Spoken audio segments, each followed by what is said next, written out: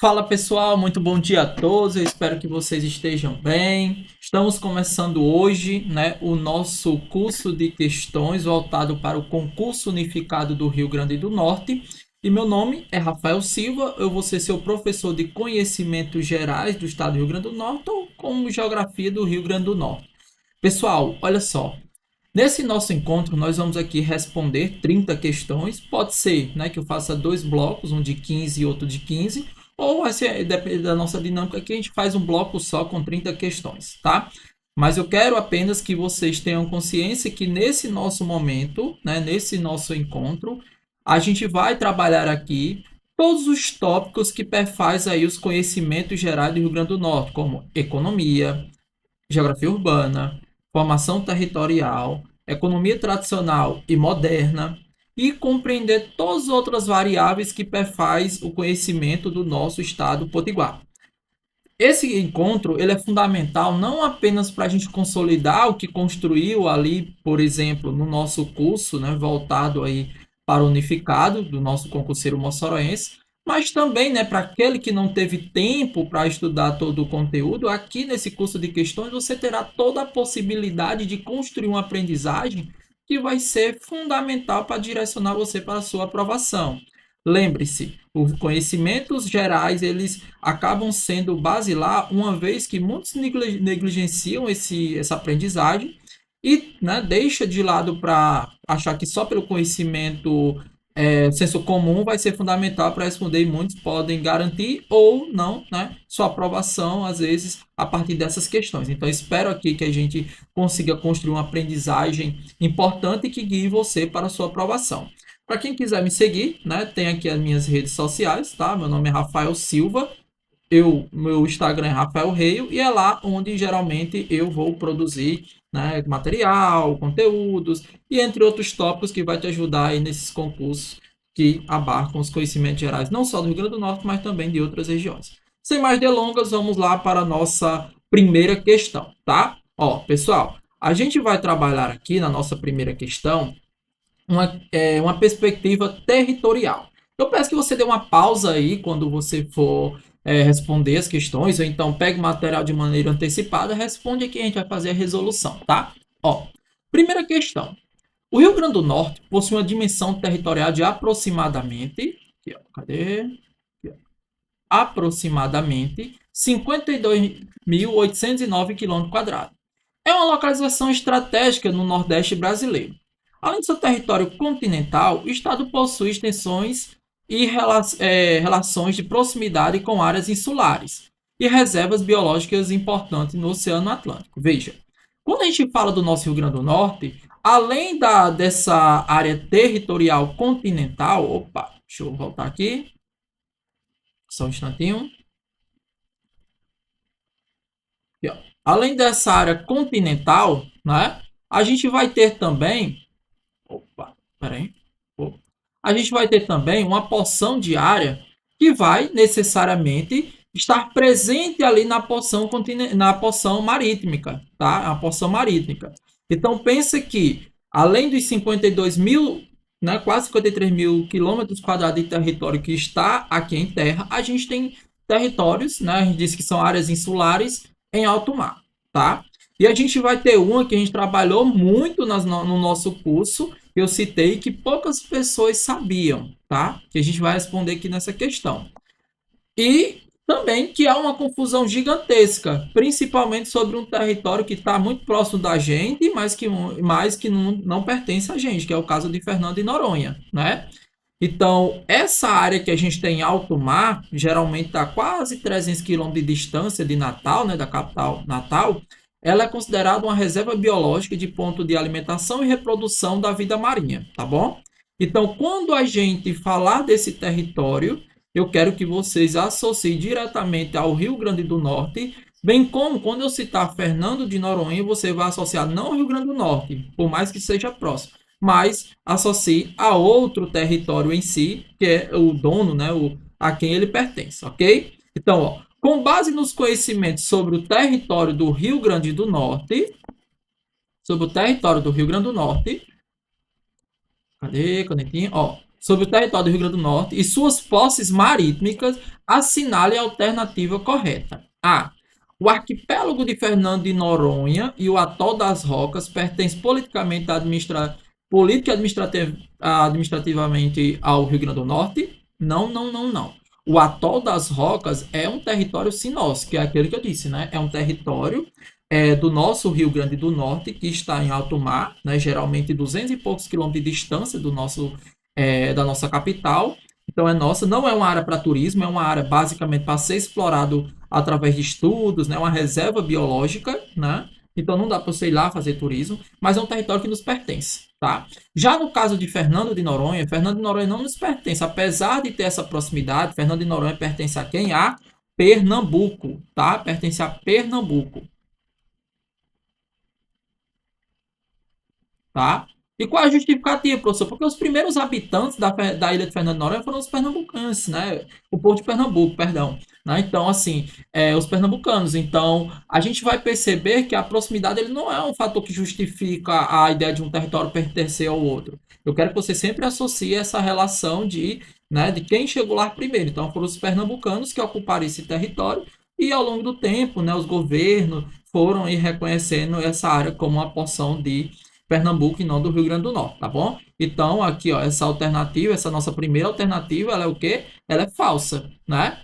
Aí a B fala: o atol das Rocas pertence ao Rio Grande do Norte? Pertence sim. Enquanto o arquipélago de Fernando de Noronha pertence ao estado de Pernambuco? Perfeito, perfeito. Exatamente, foi muito de encontro com o que a gente trabalhou, tá? Então, o atol das Rocas pertence ao Rio Grande do Norte, não esqueça isso. Enquanto o arquipélago, professor, o que é um arquipélago? É um conjunto de ilhas, né? Quando a gente tem várias ilhas, a gente vai chamar isso aí de arquipélago. O arquipélago de Fernando de Noronha pertence a quem? A Pernambuco, tá bom? Então, gabarito da nossa primeira questão, letrinha B de Brasil. Questão 2. Aliás, né? Você fala, ambos os territórios, Fernando de Noronha e Atol da Roca, pertencem ao estado de Pernambuco, a gente sabe que não, né? D. Fernando de Noronha pertence ao Rio Grande do Norte, a gente sabe que não, pertence a Pernambuco. E o Atol das Rocas é um território federal independente, não pertencente a nenhum estado do Nordeste. Isso aqui a gente sabe que é falso, tá? Então, gabarito da primeira questão, letrinha B de Brasil. Questão 2.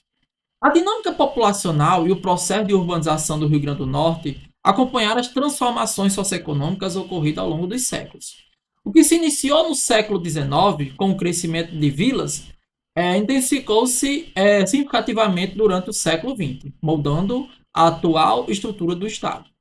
Sobre as características urbanas e hierárquicas da populacional das cidades do Rio Grande do Norte, assinala a alternativa correta. Veja, quando a gente fala do nosso Estado, né, o Rio Grande do Norte, a gente vai perceber que ele começa a ser constituído aí com a chegada dos portugueses no século XVI. Inicialmente, que era denominado de Capitania do Rio Grande, ele não tinha essa grande expressividade assim. Só que, com o passar do tempo, né, com o desejo de proteger essas áreas, foi necessário estabelecer aqui atividades econômicas, que a gente trabalhar um pouco mais à frente, que ajudava a fixar essa comunidade, criar todo um contexto que fosse fundamental para que, né, a gente observasse ali a consolidação de um território. Com o passar do tempo, claro, a gente vai tendo aí a constituição, né, de uma capitania, de uma província e depois a constituição de um estado. E quando a gente chega nesse contexto de estado, a gente, dentro dos 167 municípios, tá? Dentro dos 167 municípios do nosso Rio Grande do Norte, a gente vai perceber que existe ali alguns que têm uma importância econômica, social e que acaba contribuindo para uma convergência muito grande aí, né, da população, no sentido de busca de serviço, de toda a estrutura. Além disso, a gente vai perceber que ao longo do tempo o nosso estado ele vai assumindo um protagonismo de ser uma área muito urbanizada, né? Ou seja, uma boa parte da sua população estar presente na área urbana dos municípios. Porque quando você fala de um município, pessoal, às vezes as pessoas confundem muito, pensam que é assim, não, né? Município, ele é o todo, tá? Município, ele é o todo. E dentro do município você tem o que a gente chama de área urbana, tá? Área urbana, certo? E a gente vai ter o que a gente chama de área rural, que é as franjas, né? As zonas mais extremas, tá? E a área urbana, muitos vão chamar também de cidade, né? Antigamente, né, as pessoas diziam, cadê fulano? Fulano foi para a cidade, ou seja, ela foi para a área urbana, tá? Então, o município é o todo, o urbano é uma pequena parte ali, ou grande, né, que concentra toda essa infraestrutura, que é também conhecido como cidade, e a parte rural é aquela onde geralmente a gente vê aí, né, o desenvolvimento de algumas atividades como basicamente você pode perceber a produção, né, criação de animais e assim sucessivamente, tá? Então, e lembre-se que o nosso estado aí, ele, a boa parte dos nossos municípios já são urbanizados, ou seja, boa parte da população ocupa o espaço urbano, beleza? Então, baseado nisso, vamos lá. A população do Rio Grande do Norte é predominantemente rural? Não, não, não, né? Eu citei que a maior parte é o quê? Urbana. B. Na hierarquia urbana do estado, ou seja, dentro da importância, dentro daqueles estados mais importantes, certo? Dentro dos estados mais importantes, aliás, dos municípios mais importantes, a gente vai perceber que alguns se destacam muito. Aqui a gente vai dizer primeiro, né, que é a capital Natal, e também a gente vai ter Mossoró, né, dentro dessa lógica da hierarquia, tá? Depois eu vou trabalhar outras regionalizações com vocês, que vai inserir alguns, né, tipo Caicó, mas isso é dentro de outra regionalização. Mas eu quero que, quando você fala agora da hierarquia, ou seja, dentro daqueles mais importantes, você vai ter dois que se destacam, que é Natal e Mossoró, né? Que muitos chamam de capital do Oeste, né? Mossoró e Natal é nossa capital oficial. Aí, na hierarquia urbana do estado, as cidades de Caicó e Açu ocupam as primeiras posições. Não, Caicó e Açu não assumem essas primeiras posições, tá? C. O Rio Grande do Norte é considerado um estado altamente urbanizado, perfeito, com cerca de 70% da população vivendo na área urbana, concordo plenamente, onde Natal e Mossoró destacam-se como os maiores centros de influência. Perfeito, perfeito, gente. Sem erro aqui, ó, essa alternativa ela complementa muito o que a gente discutiu aqui acima, tá? Então, exatamente, né? Dentro do Rio Grande do Norte a gente tem aí um estado quase que urbanizado, né? Ou seja, mais de 70% da população vive no espaço urbano e tem aí duas regiões, dois municípios, como Natal e Mossoró, como aqueles que tenham aqui o maior centro de influência, ou seja, que atrai pessoas de município próximo, mas também distante, para ocupar o seu território. E assim, em busca de toda uma estrutura de serviço, beleza? Então, gabarito aí da nossa questão 2, letrinha C de certo, ok? A D fala, Mossoró é a capital oficial do estado, a gente sabe que não, né? Falso isso aqui. E a E fala, a distribuição populacional do estado é homogênea, ou seja, igualitária? Não, né? Está mais concentrada no espaço urbano. Então, gabarito da questão 2, letrinha C. Questão 3. Aí a gente volta um pouquinho no tempo para compreender um pouco do fenômeno histórico e geográfico da formação do nosso território, tá? Nos séculos XVI e XVII, a capitania do Rio Grande teve sua ocupação inicial restrita à faixa litorânea, visando proteger o território contra invasões estrangeiras, como a dos franceses e holandeses. No entanto, a partir de 1654, o avanço em direção ao sertão potiguar alterou drasticamente a configuração do espaço espacial da região. O processo de interiorização da capitania do Rio Grande ocorre de forma mais expressiva a partir da segunda metade do século XVII. Esteve diretamente associado ao quê? Pessoal, veja. Quando a gente fala de interiorização, eu quero que o conhecimento que eu vou fazer aqui vai ajudar a complementar outras questões que a gente vai trabalhar, tá? Quando a gente fala da ocupação da capitania do Rio Grande, inicialmente ela ocorre aqui no litoral, né? Lembre-se que aqui na nossa capitania do Rio Grande, pega aqui boa parte do que hoje é o Rio Grande do Norte, uma partezinha do que é o Ceará, né? E uma partezinha do que a gente pode ter dele com um pouquinho da Paraíba, né? Só que nesse território em si não existia nenhum motivo, algum fator que fizesse com que os portugueses se fixassem aqui. Só que depois de um tempo eles sentiram algumas ameaças, como os holandeses e os franceses, que começavam a ter algumas relações com os indígenas, e baseado nisso, claro, foi necessário com que a coroa mandasse para cá toda uma segurança para proteger o seu território. Mas para isso era necessário também criar atividades que estimulassem a fixação dos seres humanos aqui. Então, inicialmente começa a extração do pau-brasil, né, no litoral. Depois, a inclusão aqui da cana-de-açúcar como atividade econômica. Como atividade econômica de suma importância, né, no litoral. Lembre-se, então, que a produção de cana-de-açúcar está no litoral. Anote isso. Aí, havia necessidade de promover a interiorização até também para expulsar os indígenas e também expulsar ali qualquer influência holandesa e francesa no interior da nossa capitania.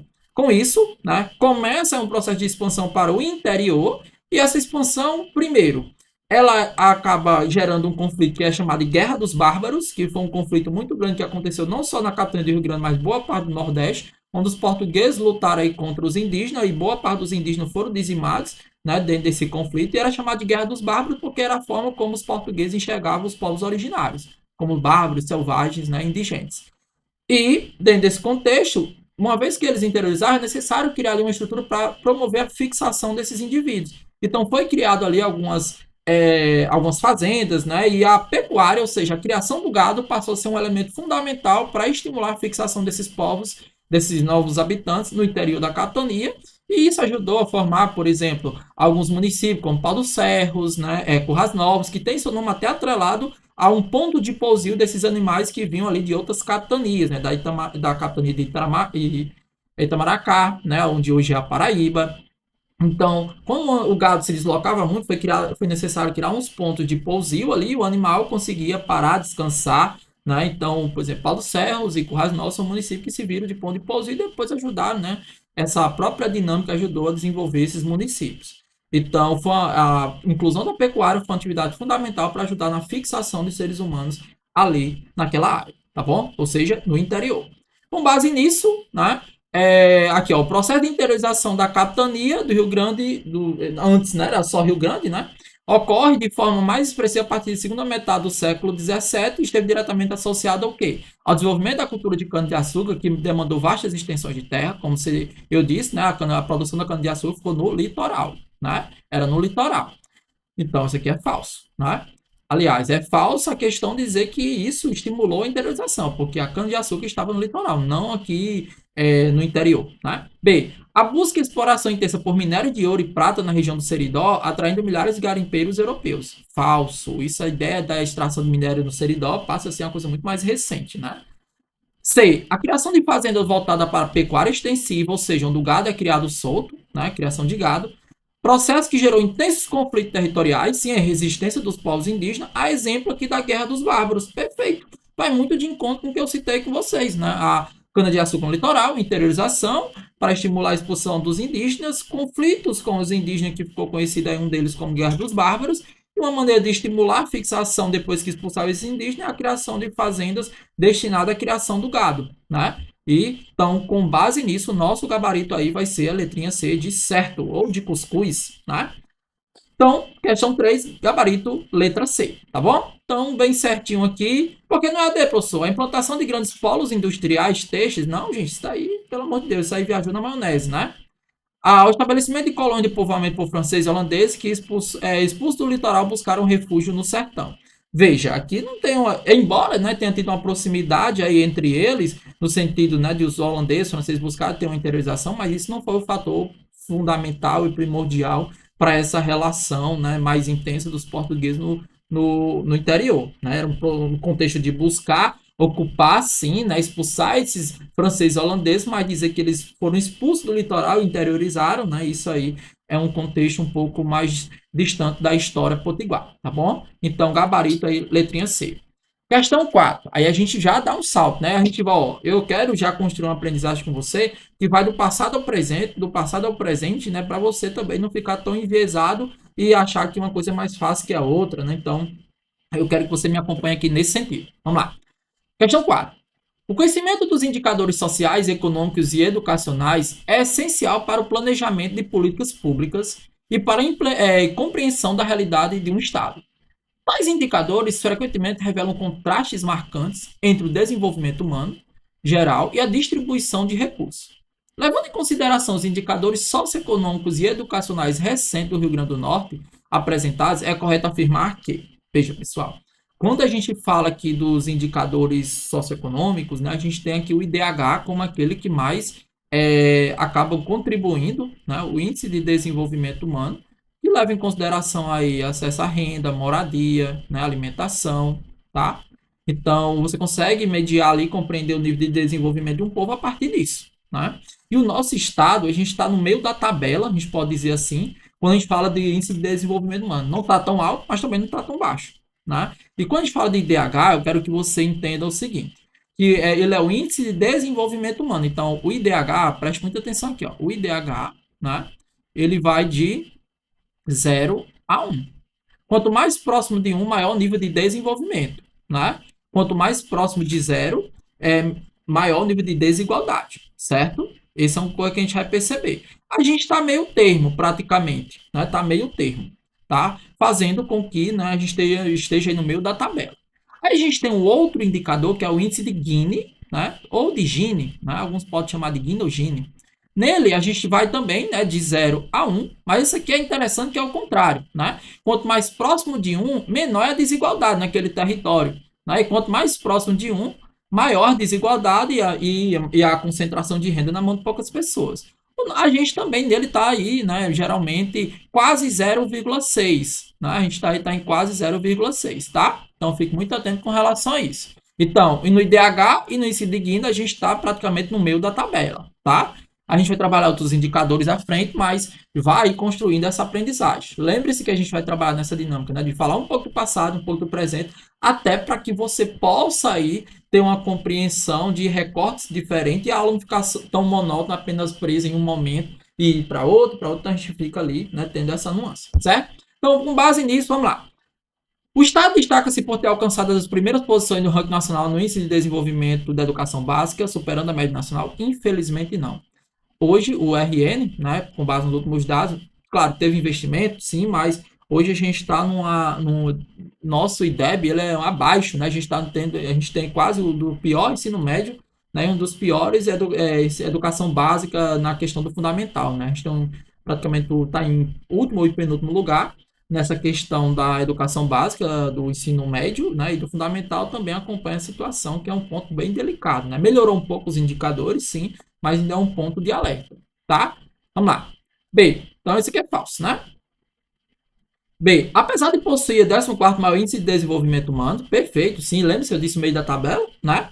Do país, o Rio Grande do Norte é o segundo estado com maior desigualdade de renda do Brasil, né? Evidenciado pelo índice de Gini de 0,58. Pessoal, quando a gente fala, né, infelizmente isso é uma realidade, né? Apesar da renda ter aumentado ao longo do tempo, esse dado aqui, ele é evidente, o dado mais consolidado, de 2023, geralmente traz essa perspectiva, né? Ficando apenas atrás aí do estado do Maranhão, tá? Então, infelizmente, né? Eu falo infelizmente porque a gente não quer ver essa realidade se materializar aqui, mas esse é o nosso gabarito, tá bom? Questão 4, gabarito letra B, tá? Certo?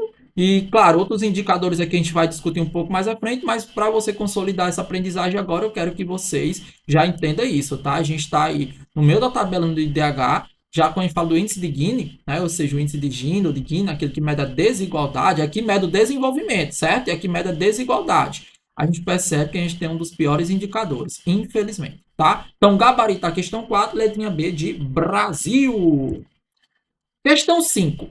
O IBGE define o arranjo regional brasileiro por meio de recorte geográfico que facilita a compreensão da organização territorial e das interações socioeconômicas entre os municípios.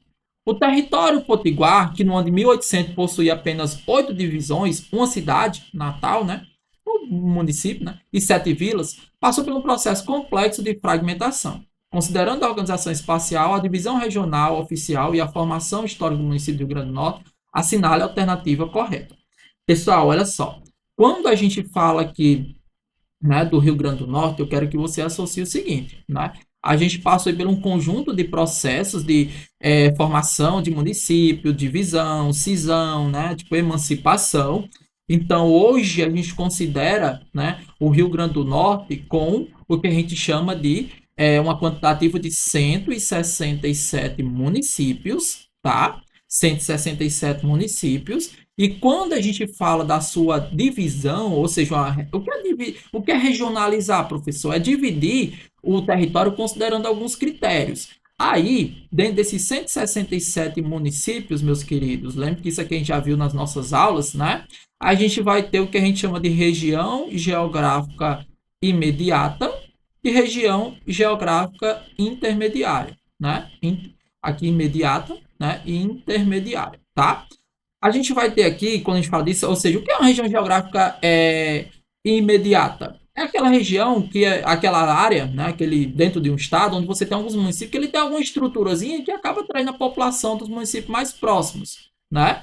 Então, aqui dentro do nosso estado, a gente vai ter 11, né, regiões geográficas imediata, ou seja, tem 11 municípios ali, Pau dos Céus, né, Caicó, Mossoró, Natal, que assumem o protagonismo de atrair a população do município mais próximo em busca de alguma coisa, serviço, comércio, né, serviço de saúde, educação, segurança. Mas só que quando a gente pega esses 11 aqui e filtra ele, ou seja, qual é o que é mais importante dentro desses todos aqui, dessa quantidade, né? Aí a gente vai ter três municípios que se destacam muito, que vai ser o município de Mossoró, Natal e Caicó. Aí a gente vai dizer que eles formam, né, região geográfica intermediária, ou seja, é uma região que tanto pega os municípios que estão próximo dele, né, atrai a população dos municípios que estão próximo dele, mas também aqueles que estão distantes, né? Então, assuma um protagonismo a gente ter essa característica. Então, vamos lá. O Rio Grande do Norte tem 167 municípios. Dentro desses 167 municípios, a gente produz aqui uma nova forma de regionalizar, ou seja, dividir o território considerando ali seu grau de importância, de atração, né, do que ele tem a oferecer para outras áreas. E aí, dentro desse contexto, a gente vai ter duas formas de regionalização: região geográfica intermediária, né, e a imediata. A imediata o que é imediata? O que está próximo. Então, a gente vai ter ali 11 municípios que eles vão assumir o protagonismo de ter uma influência com os municípios que estão próximos dele. Só que quando você pega esses 11 e tenta filtrar, saber qual é o que tem influência para aqueles que estão perto dele, mas também para longe, aqueles que estão mais distantes. Aí, desses 11, 3 vão se destacar, que é Natal, Mossoró e Caicó, criando, assim, 3 regiões geográficas intermediárias, certo? Baseado nisso, vamos aqui para nossas alternativas. Ó. Desde a sua criação como capitania, o território potiguar manteve fronteiras imutáveis. Falso, né? Se alterou, consolidando os atuais 160 municípios, ainda no período imperial. Falso. Não, teve município, por exemplo, Tibau, somou há 30 anos, né? Então, isso aqui está completamente falso. B. O Estado possui apenas 2 regiões geográficas intermediárias. Não, tem quantas, gente? Tem 3. C. A indenização do RN ocorreu sem resistência dos povos nativos, como os potiguaras. Falso. E a Guerra dos Bárbaros. Hein? Esqueceu? D. Atualmente, o RN é constituído por 167 municípios e encontra-se dividido em 11 regiões geográficas imediata, perfeito, e 3 regiões geográficas intermediárias, constituída por Natal, Mossoró e Caicó. Ou seja, são as zonas aqui que tem município que são protagonistas. Natal, ali na sua região metropolitana, né, na porção leste, Mossoró na porção oeste, Caicó aqui na porção do meio do nosso estado, tá? Então, gabarito aí da nossa questão 5, letrinha D. Show? Vamos embora aqui para a nossa questão 6. A conquista e a colonização do Rio Grande do Norte iniciaram-se efetivamente no início do século XVI, sendo a economia açucareira a base embrionária desse povoamento litorâneo. Como eu citei, né, que a primeira atividade econômica que se materializa aqui no nosso território vai ser assim, né, de ação direta do ser humano na área. Né? Primeiro, claro, você vai ter ali a extração do pau-brasil, né, de uma matéria-prima que já estava aqui, e outra a gente vai desenvolver, que é a cana-de-açúcar. Se desenvolve ali no litoral, no que a gente chama de zona da mata, tá? Tá bom? Então, não esqueça isso. E depois, no interior, você vai ter o que? A pecuária, que foi uma atividade que ajudou até a criar as rotas, né, de conexão do litoral para o interior, né, que a gente chamava ali caminhos do sertão, tá? Então, preste muita atenção nisso.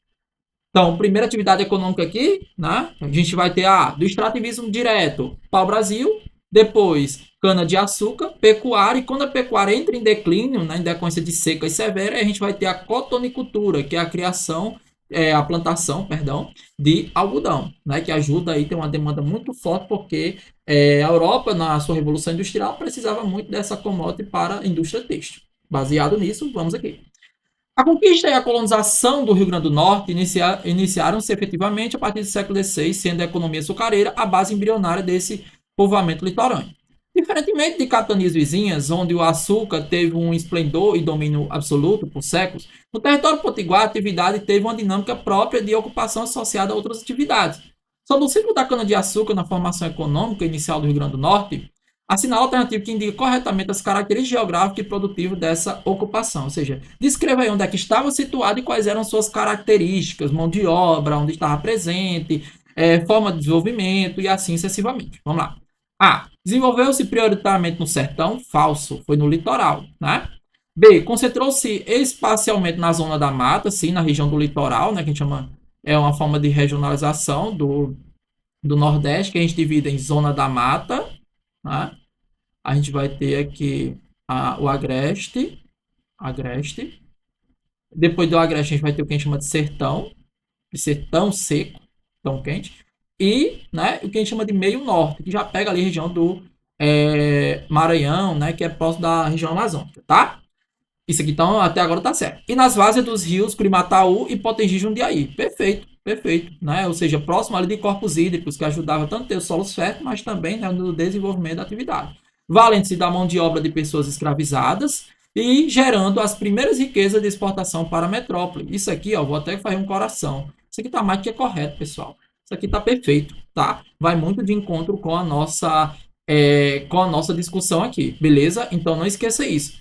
A atividade teve pouca expressividade comparado como, por exemplo, na capitania de Itamaracá, né? Mas, assim, ela de uma forma ou de outra ajudou na fixação no litoral, né? E somada à pecuária ajudou nessa conexão para o interior, tá bom? Então, não esqueça essas informações. Então, gabarito da nossa questãozinha 6, letrinha B de Brasil, certo? Vamos lá. Questão 7. A pecuária extensiva exerceu um papel determinante na organização do espaço norte-rio-grandense. O que começou como uma atividade secundária e complementar à economia canavieira, como citei anteriormente, né, acabou por se tornar o principal vetor de desbravamento do interior do estado a partir do século XVIII. Analisando o papel da pecuária na configuração socioespacial e econômica da capitania do Rio Grande, é correto afirmar que, vamos lá, quando a gente fala desse contexto, né, a gente tem aqui toda uma relação que essa atividade ela ajudou na fixação aí do território, na interiorização, formação de municípios, formação de áreas, né, de núcleos populacionais. Então, não esqueça isso, né, que foi uma atividade que ajudou aí a fixar a presença do indivíduo no interior da nossa capitania, tá bom? Então, com base nisso, vamos lá. É correto afirmar o quê? O avanço do gado ocorreu a partir do litoral norte em direção às praias do sul. Falso, gente. O gado vem ali, né, já do interior de outras capitanias e vai se interiorizando pela porção sul da nossa capitania. Eles vêm, entra pela porção sul e começa a se espalhar ali próximo à várzea dos rios, mas no interior do nosso território, não ali próximo à praia, litoral, certo? B. Diferente do cultivo canavieiro, a pecuária bovina é imune aos longos períodos de estiagem, ou seja, de seca, não. E foi basicamente uma seca que teve aqui, que levou aí, né, praticamente à extinção dessa atividade no nosso território. Então, isso aqui é falso, tá? Vou nem continuar a leitura. C. A atividade pecuarista dependeu do fluxo de capital inglês para a construção imediata de ferrovias? Não. Lembre-se que aqui ainda era uma influência direta de quem? Dos portugueses, né? Tá bom? Não esqueça isso. D.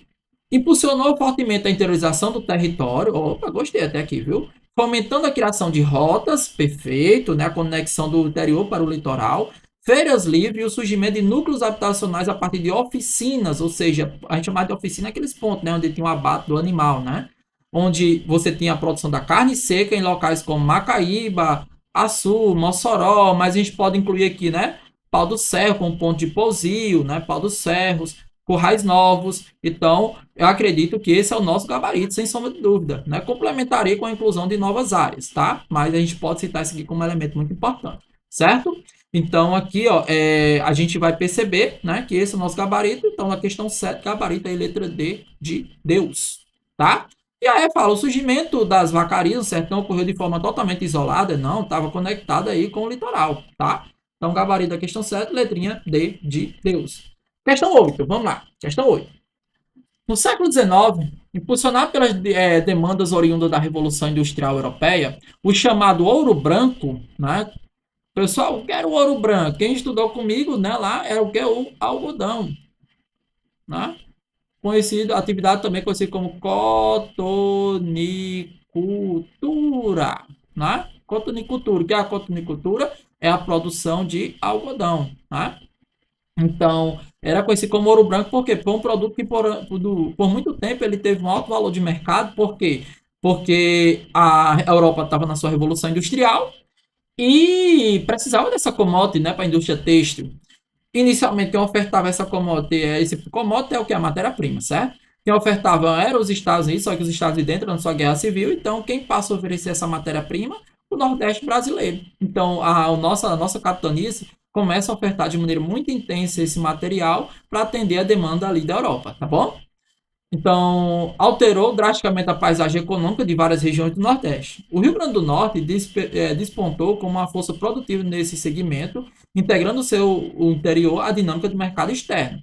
No que tange a cotonicultura, né, como eu citei, a cotonicultura, produção de algodão, na formação econômica do Rio Grande do Norte, assinala a alternativa correta. Vamos lá, questão 8, letrinha, né, aqui, ó, questão 8, vamos ver aqui a letrinha A, o que é que ela diz. O ápice produtivo do algodão no estado foi viabilizado apenas pela implantação de complexo sistema de irrigação artificial? Não, gente, isso aqui ainda não existia, né? Ainda era a coisa mais tradicional. Nas vases, não, era no interior, no ponto mais seco.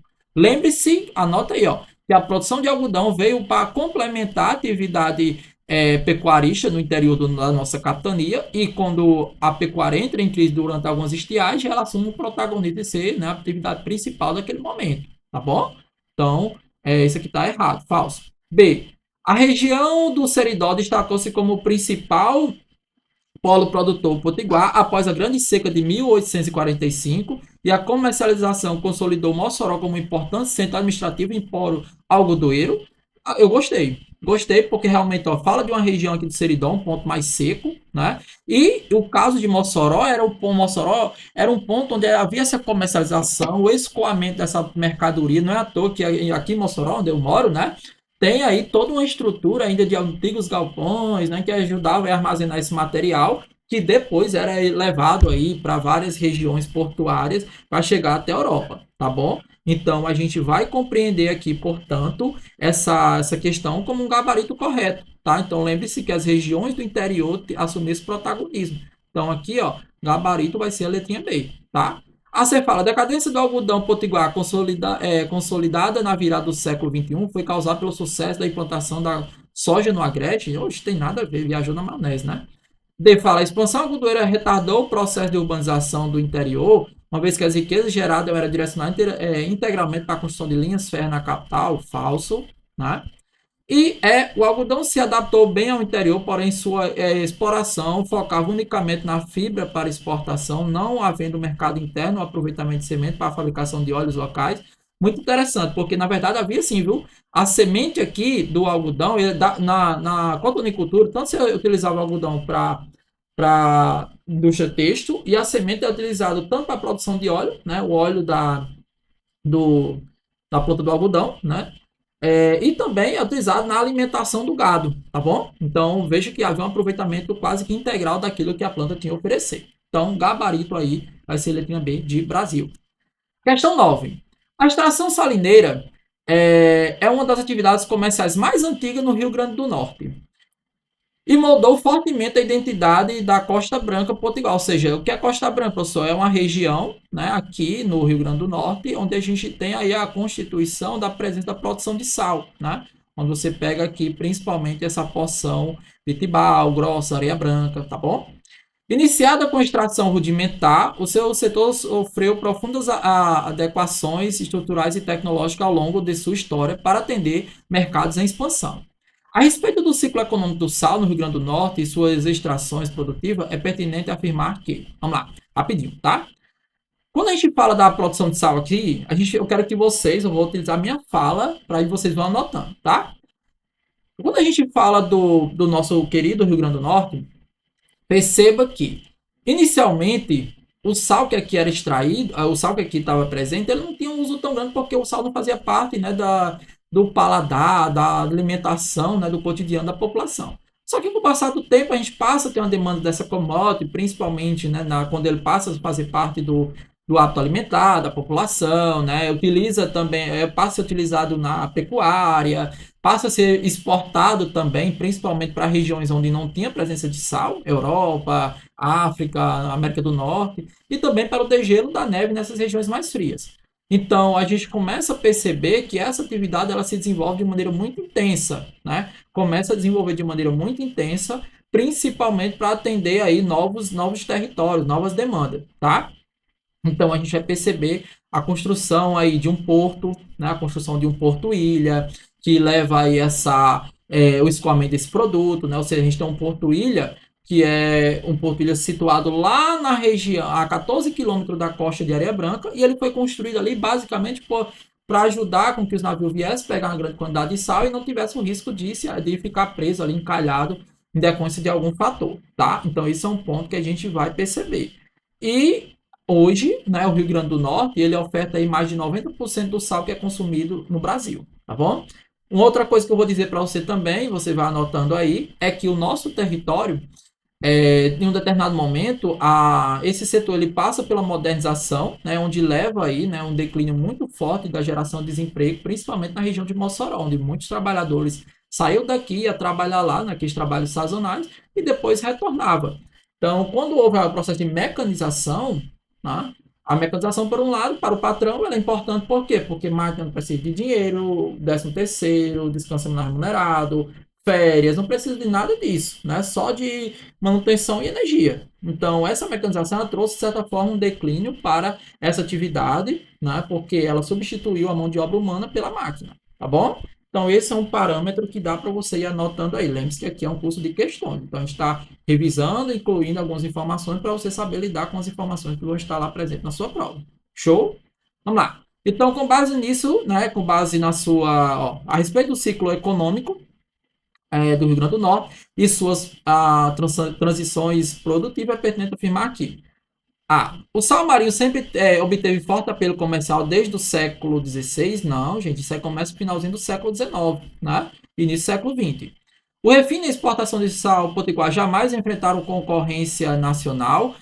Aí entra a concorrência aí da região sudeste, principalmente da região ali do Rio de Janeiro, né? Existe uma empresa chamada Alcalis, né, que ali na região do Rio de Janeiro, ela começou a desenvolver a extração do sal e também, né, da salgema e outros minerais, que acabou entrando um pouco na concorrência. E outro concorrente aqui a nível do mundial, né, que a gente tem é o Chile, né? O sal do Chile, que também tem essa concorrência, só que nosso mercado aqui é muito protegido para dar prioridade à produção nacional, certo? Então isso aqui é falso. C. A modernização mecânica da indústria salineira na década de 70 elevou a produção de forma sustentável, garantindo pleno emprego nas áreas produtoras e anulando as vulnerabilidades sociais das populações. Falso, né? Porque quando a máquina entra, ela o que? Substitui. Então ela não anula essas vulnerabilidades, ela intensifica as vulnerabilidades sociais em decorrência aí, né? Em decorrência do desemprego. Né? Isso é um ponto que a gente vai perceber. Vamos lá. O terminal salineiro de Areia Branca, Porto Ilha, inaugurado na década de 70, teve sua construção executada por iniciativa estatais de petróleo para escoar, além do sal, os minérios extraídos do seridó. Isso aqui é falso, tá, pessoal? Né? A gente teve sim a inauguração do Porto Ilha, 14 quilômetros da costa, mas ele veio aí, foi construído para facilitar e trazer uma segurança a mais na exportação do sal, tá? Não tem nada a ver com minério, petróleo ou algo do tipo. Então, sobre a letrinha E, né? Vamos ver aqui com a letrinha E. A expansão do consumo da produção ocorreu significativamente impulsionada pelas charqueadas da região sul do Brasil, sim, né? Que precisavam do sal para ajudar a conservar a carne. Décadas depois, né, mais tarde, a mecanização do setor na década de 60, né, parte de 70, causou severos impactos socioespaciais, como o desemprego, na região de Mossoró. Perfeito, perfeito, complementa muito a minha fala inicial, tá? Então, gabarito aí da nossa questãozinha 9, letrinha E de Estado, ok? Vamos lá, continuando. O extrativismo vegetal caracterizou ciclos importantes para as economias regionais nordestinas. No estado do Rio Grande do Norte, o uso econômico de produtos nativos assumiu protagonismo no comércio de exportação, gerando ciclo de ocupação específico nas proximidades das bacias hidrográficas interioranas. Considerando as atividades extrativistas tradicionais do Estado, qual alternativa descreve corretamente a exploração da cera de carnaúba? Vamos lá, pessoal. Quando a gente fala da cera de carnaúba, foi aqui, né, um cultivo que foi colocado pelo antigo governador, né, que tinha a tentativa de buscar impulsionar mais uma atividade econômica para o desenvolvimento do nosso estado. Né? Então, a carnaúba, tanto você dá para extrair a cera dela, e também, né, o talozinho ali você consegue produzir vassoura, né, e outros tipos de artesanatos. Inicialmente a atividade teve um êxito, sim, mas só que rapidamente ela foi sendo sucumbida em decorrência da produção de produtos sintéticos que acabaram substituindo principalmente a cera, né? Porque a cera de carnaúba era muito utilizada, né, para ilustrar, né, móveis, carros, essas coisas, só que depois a indústria que passou a produzir a cera sintética, muito mais barata, a produção artesanal não conseguia competir de igual para igual, certo? Então, esse é um ponto a ser ressaltado aqui. Baseado nisso, né, a gente vai ver um declínio dessa atividade em decorrência desse mercado internacional. Quase sempre, essa produção ela estava restrita às áreas de várzea, ou seja, próximo aos rios, onde você vai ver a presença realmente das carnaúbas distribuídas aqui no nosso território. Tranquilo? Essas são as informações que vocês precisam compreender, certo? Então, com base nisso, né, trata-se de uma atividade contínua de 12 meses, não, né, falsa, atividade que depende muito da condição climática, né, fator que garantiu a estabilidade empregatícia ininterrupta para as populações componentes da zona de transição do Agreste, isso aqui é falso, né, que é uma atividade sazonal. B. A produção se estabeleceu de forma densa nas áreas do Alto Seridó, sendo um extrativismo subsidiário às frentes pioneiras da mineração de xelita. Não, não, não. A gente tem principalmente aqui as várzeas dos rios Piranhas-Açu e o Apodi-Mossoró como ponto estratégico para esse processo, tá? Então, isso aqui é falso. C. A extração histórica de cera ocorreu predominantemente nas margens das várzeas dos rios Piranhas, do rio Apodi-Mossoró e Piranhas-Açu, perfeito, amargando forte decadência posterior em virtude da produção de substituto sintético pela indústria internacional, perfeito, aquilo que eu citei para vocês, né? Então, gabarito aqui, nossa questãozinha 10, letrinha C, ok? Questão 11, vamos lá.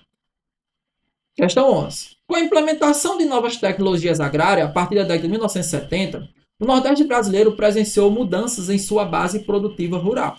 No Rio Grande do Norte, isso resultou na introdução de um agronegócio de alta produtividade voltado para o mercado interno quanto externo, alterando radicalmente a paisagem semiárida de determinados polos. Considerando a economia agrária moderna, norte-rio-grandense, assinala a alternativa que descreve as dinâmicas da fruticultura irrigada no estado.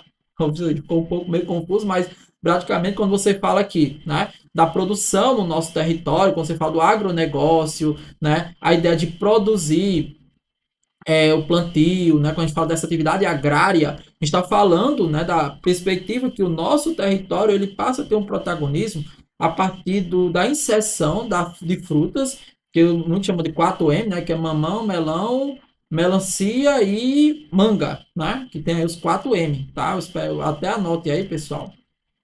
Os 4M, né? Que é mamão, tá aqui mamão, melão, melancia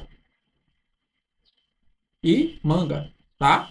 Que a gente faz muito para exportação. E lembre-se que aqui a gente tem uma região que, em decorrência do processo de seca, né, a gente tem aqui um tipo de cultivo que a gente chama de fruticultura irrigada.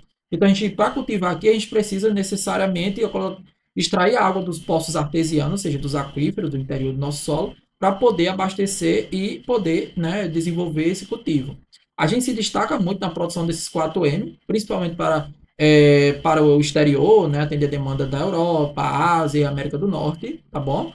Então, guarda essas informações aí, principalmente na produção ali de melão, né? Então, com base nisso, vamos lá. Considerando a economia agrária moderna no norte rio-grandense, assinala a alternativa que descreve as dinâmicas da fruticultura irrigada no estado. A fruticultura caracteriza-se pela produção de larga escala, majoritariamente concentrada na proximidade do estuário do rio Potengi, utilizando as marés para irrigação, para inundação, por inundação de bananeiras. Falso, né, gente? Isso aqui é falso porque ele utiliza o quê? A água que vem especialmente ali do interior dos nossos solos, dos aquíferos e também de barragens, tá? Aí B. O estado ascendeu à condição de segundo maior produtor de frutas tropicais do Brasil, perfeito, né? Com polos altamente produtivos, estruturados em Mossoró pela atuação da antiga Maísa, né? E do Vale do Açu, com a Frunorte, sustentado pela utilização da água de aquíferos e barragens, né? E aqui a gente também tem a Agrícola, né, famosa, que é uma empresa que acaba contribuindo também para uma exportação intensa de melão para o mercado internacional, tá bom? Lembre-se que aqui a gente tem feiras, né, que contribuem muito isso para colocar a nossa produção no mercado internacional, tá? Então, a gente tem aqui feiras que contribuem para isso, então vai muito de encontro, né? A gente é o segundo maior produtor de frutas tropicais do Brasil, né? E Tem aqui a área de Mossoró, por quê? Porque a gente pega a região da Maísa, né? A gente tem aqui a sede de algumas empresas, mas a gente poderia colocar aqui a região de Baraunas, tá? Como um ponto importante para a produção aqui de melão. Esse é um ponto que a gente vai perceber, tá? E também, né, a gente vai ter aqui o Vale do Açu, muito na plantação de manga, né, e outros derivados ali, outros cultivos, perdão, que acaba contribuindo para colocar o nosso estado em um ponto de destaque na exportação de frutas para o mundo. E lembre-se que boa parte dessa água, né, que abastece o sistema de irrigação, vem dos aquíferos e barragens, tá bom? Então, gabarito aí da nossa questãozinha 11, letrinha B de bola. Show? Vamos lá. Questão 12. O dinamismo econômico de um estado é fortemente atrelado ao seu potencial energético. O Rio Grande do Norte assumiu, a partir das últimas décadas do século XX, um lugar estratégico na produção de hidrocarbonetos, combustíveis fósseis, atravessando mais recentemente fase de reestruturações estatais e privadas, reestruturações estatais e privadas em seus campos produtores. Acerca do setor petrolífero e sua recente reestruturação no Rio Grande do Norte, é correto afirmar aqui. Vamos lá.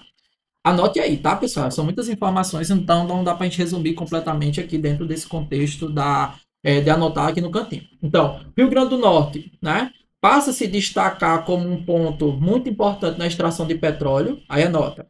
O Rio Grande do Norte é o estado que lidera a extração de petróleo em terra, que a gente diz onshore, né? Em terra, então ele é o primeiro lugar. O Rio Grande do Norte extrai mais de 40% do petróleo que é extraído em terra em todo o Brasil. Então, só o nosso único estado representa 40% desse petróleo extraído em terra.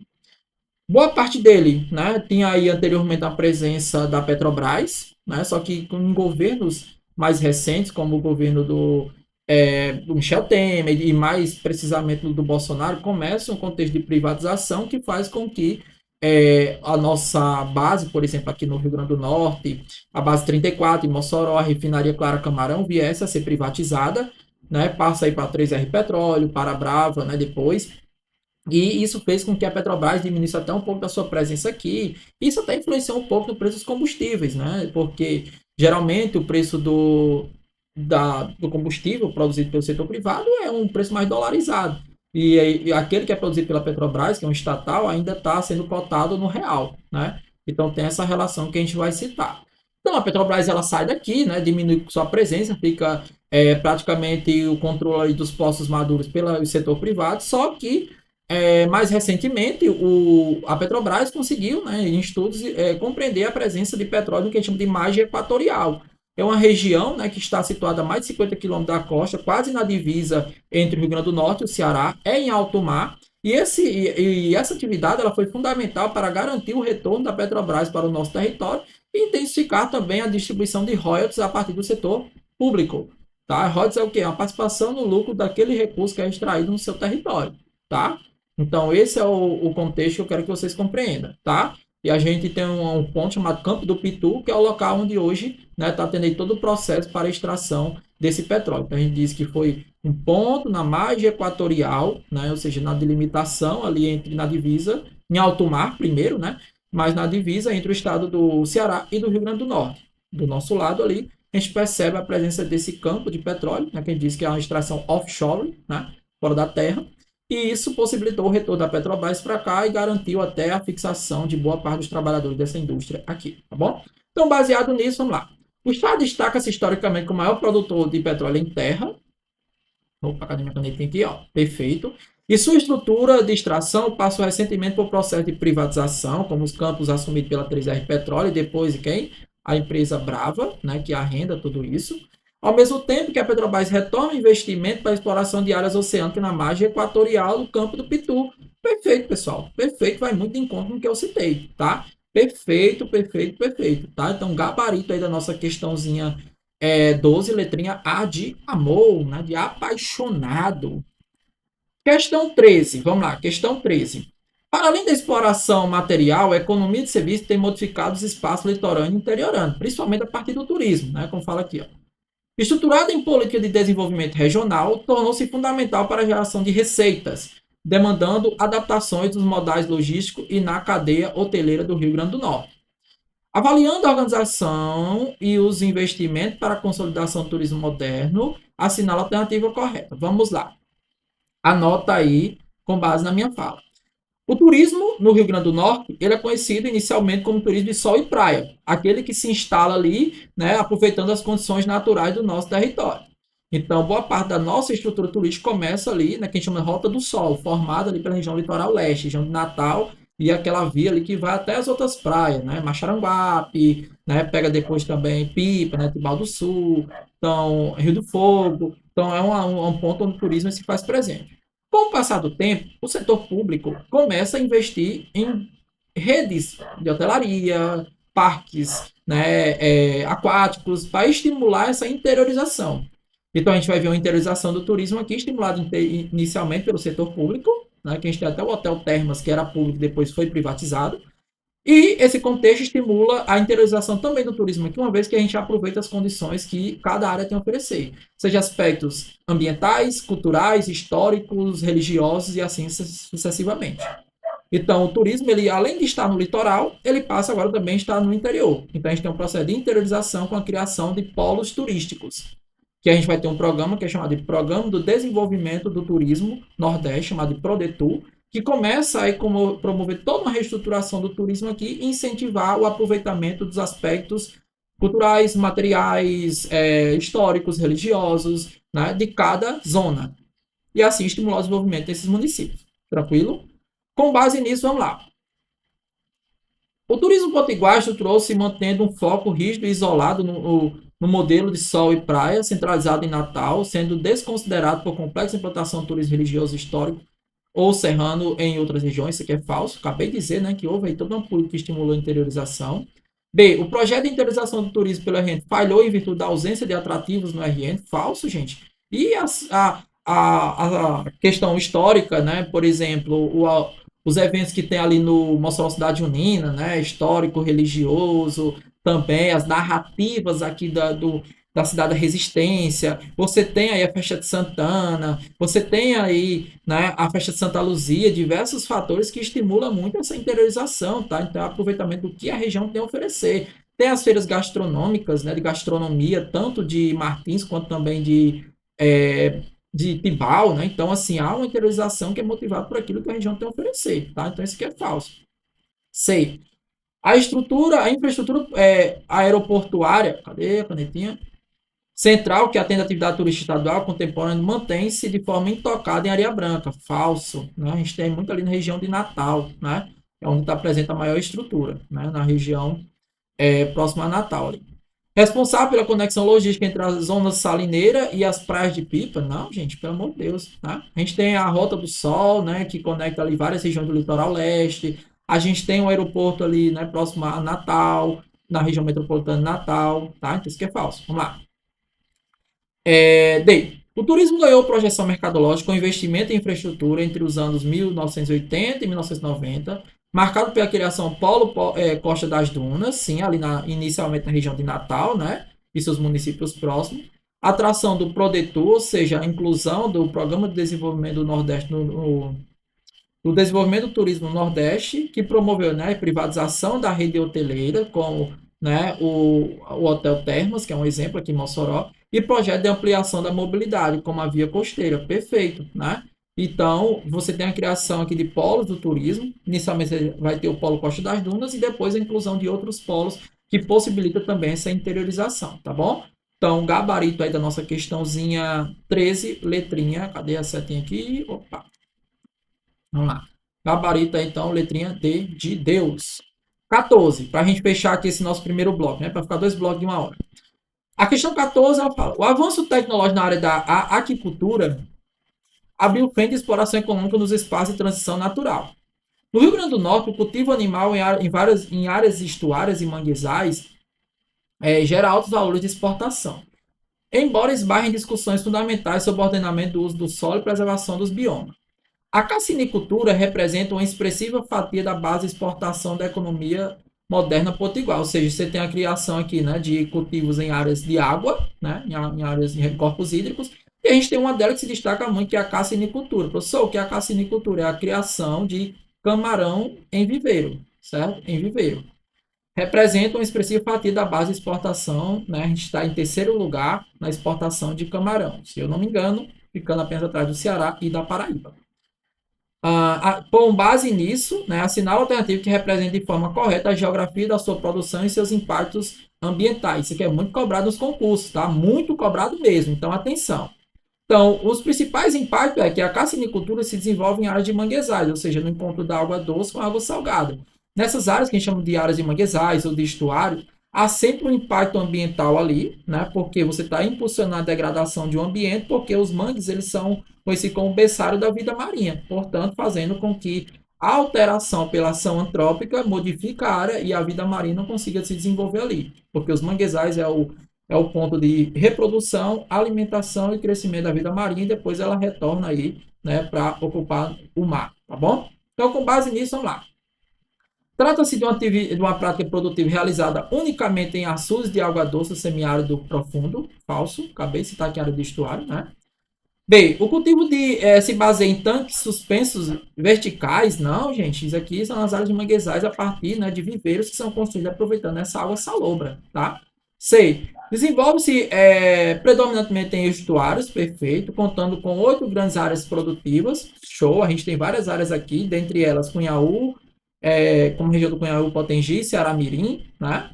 Impulsionar por condições climáticas favoráveis, água e clima, né, uma temperatura ideal. Porém, sua contínua expansão provoca intensos impactos pela degradação de áreas naturais de manguezal. Exatamente, perfeito aqui, ó, vai muito de encontro. Destaca o desenvolvimento, fala da importância da condição ambiental, mas ao mesmo tempo fala que a gente tem impactos socioambientais em decorrência da prática dessa atividade. Então, gabarito aí da nossa questãozinha 14, letrinha C. Cadê a setinha? Opa, perdão. Letrinha C de certo. Opa, cadê a letrinha? Vamos lá, vamos lá, vamos lá. Letrinha C. Vamos lá. Questão 15, né? Para a gente fechar esse primeiro bloco. As jazidas de minerais têm sido vitais no Rio Grande do Norte e desde os tempos isolados de isolamento comercial no interior. Embora alguns metais pesados tenham figurado no topo das exportações do passado, a dinâmica da exportação mineral assume diferentes contornos, sustentando a expansão da mancha urbana no estado e abarcando as necessidades de mercado imobiliário e viário local. Considerando a base da economia extrativa mineral tradicional, em contraponto ao cenário produtivo moderno do estado, analise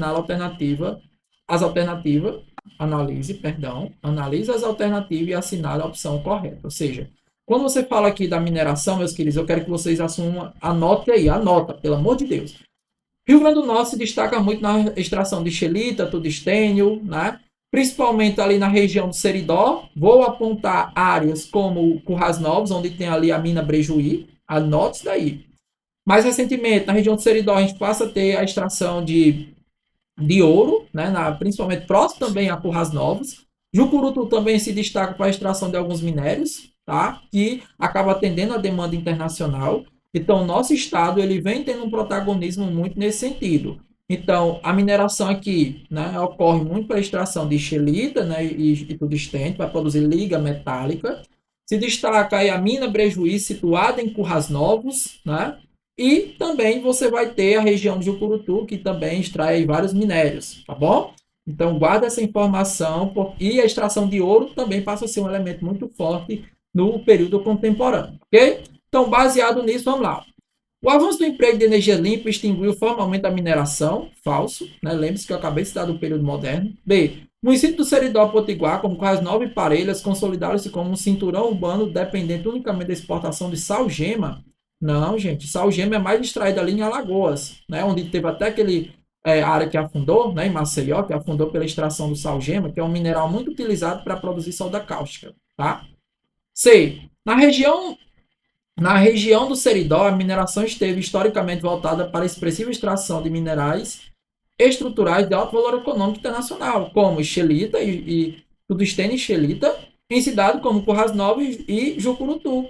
E lembrando que, perfeito, né? E lembrando que a gente tem a mina Brejuí, certo? Mina Brejuí, que, né, sempre se viu aí de base para a extração da xelita e do tungstênio e atender boa parte da demanda internacional, tá? Então, com base nisso, aí gabarito da questão 15, letrinha C de certo, tá? Então, pessoal, eu vou encerrar com vocês esse nosso primeiro bloco.